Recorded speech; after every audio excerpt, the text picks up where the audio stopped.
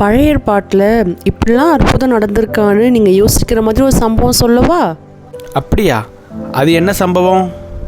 இயேசு கிறிஸ்து பூமியில் இருந்தப்போ 5 அப்போ 2 மீனை வச்சு 5000 பேருக்கு உணவளிச்சார்.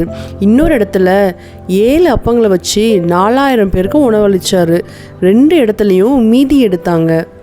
ஆமாம், இதுதான் எனக்கு தெரியுமே. இதில் என்ன ஸ்பெஷல் இருக்குது? ஆனால் இதே மாதிரி ஒரு சம்பவம் பழைய ஏற்பாட்லேயும் நடந்திருக்கு. அங்கேயும் அப்பங்களை வச்சு ஒரு பெரிய கூட்டத்துக்கு அற்புதம் செஞ்சுருக்காங்க. ஐயோ, அது எனக்கு தெரியாதே. அது எப்போ நடந்துச்சு? அந்த காலத்தில் இஸ்ரவேல் தேசத்தில் பயங்கரமான பஞ்சம் நிலவியது. தீர்க்கதரிசியின் புத்திரர்களும் மக்களும் உணவின்றி தவித்து கொண்டிருந்தாங்க. கில்கால் என்ற இடத்துல எலிசா தங்கியிருந்த போது இந்த சம்பவம் நடந்துச்சு. பாகால் சாலிஷாவிலிருந்து ஒரு மனுஷன் எலிசாவை காண வருகிறான்.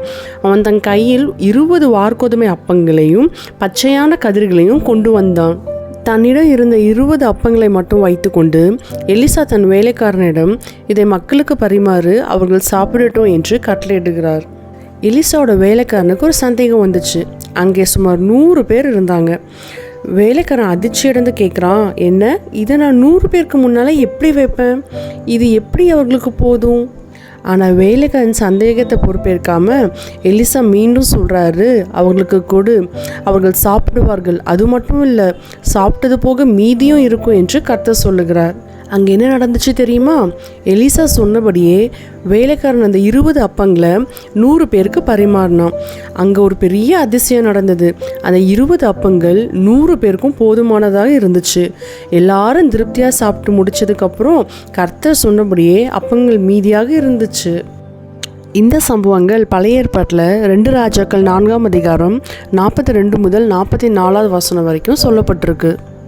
இயேசு கிறிஸ்துக்கு முன்னாடி கர்த்தர் சொன்ன வார்த்தையின்படி எலிசா தீர்க்கதரிசி 20 அப்பங்களை கொண்டு 100 பேருக்கு பகிர்ந்து கொண்ட சம்பவம் உங்களுக்கு புதுசாக இருந்துச்சுன்னா லைக் பண்ணுங்கள், மறக்காமல் சப்ஸ்கிரைபும் பண்ணிடுங்க. God bless you.